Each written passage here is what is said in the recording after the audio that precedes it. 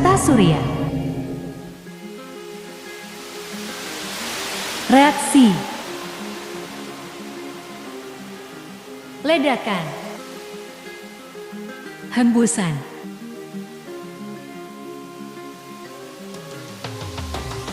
Selamat berjumpa kembali. Sehat selalu, jaga hati, jaga kebaikan, buang kabut-kabut diri, dan semangat selalu.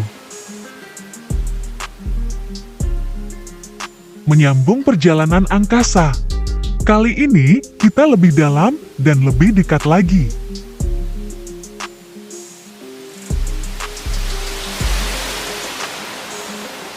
Menyambangi tata surya kita, di mana kita ditempatkan dan diperintahkan untuk mengelolanya.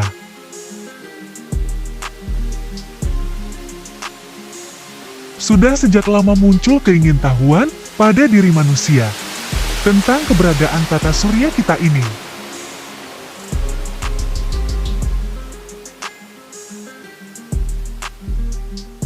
Dengan mitos-mitosnya, nama-namanya, dengan perhitungan-perhitungannya, hingga pengaruhnya pada kepercayaan atau suatu keyakinan.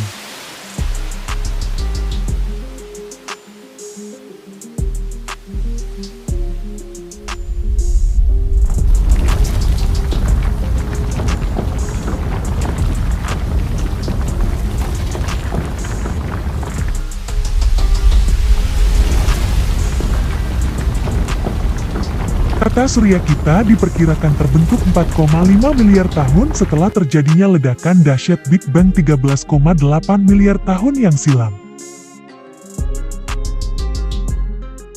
Beragam teori bermunculan dikemukakan oleh para pakar dan peneliti yang berkecimpung di dunia astronomi.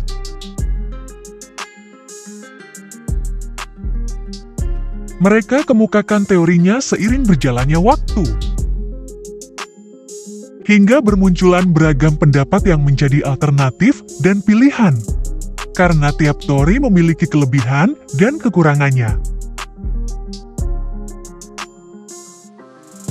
Setiap kita disodorkan dan dipersilahkan memanfaatkan pemikiran mereka, tanpa harus menyalahkan salah satu di antaranya. Geosentris. Baiklah, kita mulai telahkah dari pendapat atau teori geosentris, di mana pada dasarnya dalam teori ini dikatakan bahwa bumi adalah pusat alam semesta atau tata surya. Pendapat ini disampaikan kurang lebih 2 abad sebelum Masehi oleh Claudius Ptolemeus.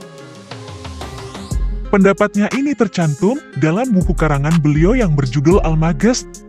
Teorinya ini terpengaruh pernyataan sebelumnya dari Pythagoras dan Aristoteles.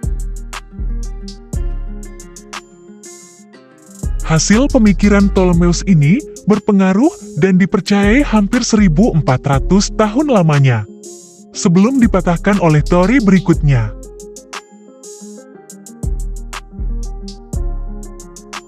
Menurut Ptolemeus bahwa bumi sebagai pusat alam semesta, sesuai pengamatan sederhananya, di mana jumlah bintang-bintang di atas horizon dan di bawah horizon adalah sama pada waktu kapanpun.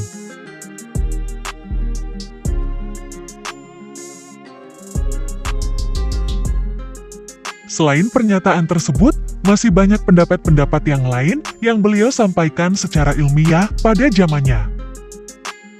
Ptolemeus dikenal orang sebagai seorang ahli geografi, astronomi, dan seorang astrolog.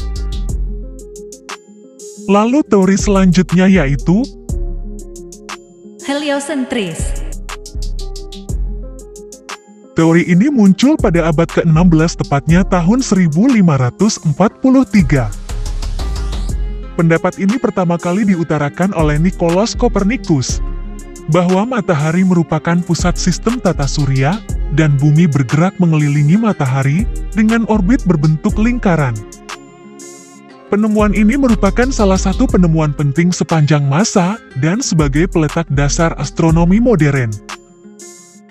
Walau demikian, beliau mengakui bahwa teori geosentris membantu beliau dalam perhitungan pengamatannya. Namun ada informasi yang lain. Bila yang menemukan teori heliosentris awalnya adalah Ibnu Al-Shatir atau Ibnu Al-Haytham. Namun sejarah lebih akrab dengan Nikolaus Kopernikus. Selanjutnya kita jalan-jalan lagi ke masa silam ya. Jangan lupa bawa minum dan cemilannya.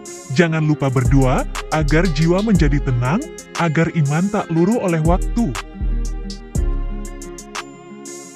Kita sekarang menembus ruang dan waktu, di mana kita mencari tata surya, bagaimana bisa terbentuk. Terjadi kesepakatan bahwa tata surya kita terbentuknya diperkirakan 4,5 atau 4,6 miliar tahun yang lalu. Kita mampir ke matahari dulu ya.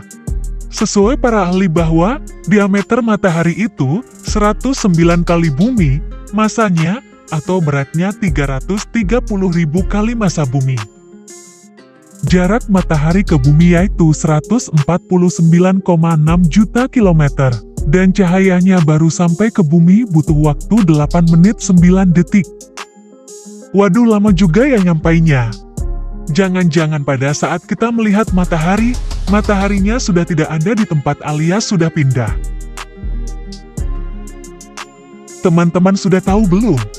Bila jarak matahari kita ke pusat galaksi Bima Sakti itu 2,7 kali 10 pangkat 18 km, wah bingung ngucapnya berapa triliun kilometer ya?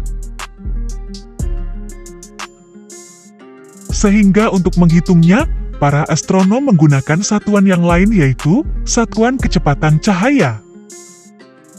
Dengan demikian, jarak matahari ke pusat galaksi menjadi 27.200 tahun kecepatan cahaya. Volume matahari sebesar yaitu 1,3 juta kali volume bumi. Gaya tarik atau gravitasinya 28 kali gravitasi bumi. Suhu pada intinya mencapai 20 juta derajat Celcius, sedang suhu di permukaannya 5.505 derajat Celcius. Suhu yang demikian panas dihasilkan dari fusi nuklir atau penggabungan nukleus hidrogen menjadi helium. Inti matahari membutuhkan 620 juta ton metrik hidrogen per detik dalam reaksi nuklirnya. Sehingga diperkirakan oleh para ahli, bila matahari akan kehabisan hidrogen pada 4,5 miliar tahun lagi. Wah, seneng ya? Umur matahari masih panjang, masih bisa jemur baju 4,5 miliar tahun lagi. Iya. Lalu bagaimana matahari dan planet-planetnya bisa terbentuk ya? Menurut para pakar dan ilmuwan, ada beberapa teori soal terbentuknya sebuah tata surya. Coba kita ikuti, biar semakin jelas, biar kita tambah tahu ya. Yang pertama adalah teori nebula. Teori ini diutarakan oleh Immanuel Kant dan Laplace. Dalam teori nebula, bahwa tata surya terbentuk dari kabut yang sangat pekat dan sangat besar, yang berputar, berpilin, dan terpadatkan.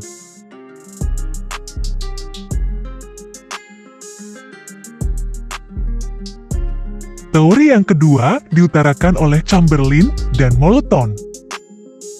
Disebutkan, bila tata surya terbentuk, akibat sebagian material matahari tertarik, akibat adanya matahari lain yang melewatinya. Sehingga materi tersebut terpecah, terseret, kemudian mendingin menjadi planet-planet dan benda langit lainnya di dalam tata surya.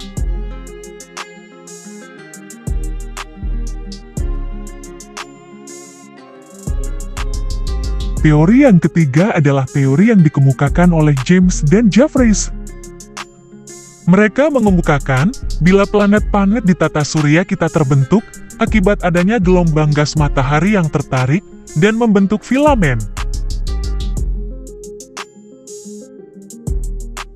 Yang keempat yaitu Littleton.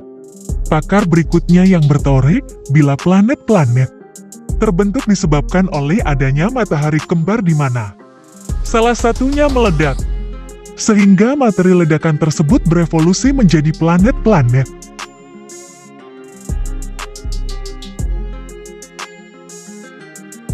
Dan yang terakhir adalah teori yang disampaikan oleh Gerald P. Kuiper dan Wisaker.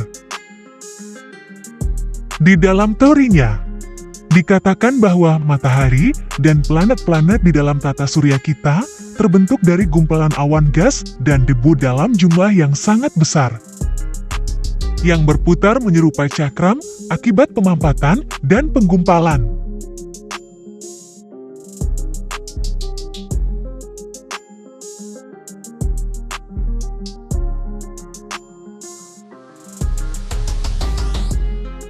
Demikian perjalanan kita kali ini. Sebagai wawasan kita perihal alam, terutama hal tata surya kita. Terima kasih telah bersama. Semoga ada manfaatnya. Jangan lupa subscribe ya bila berkenan. Terima kasih dan wassalam.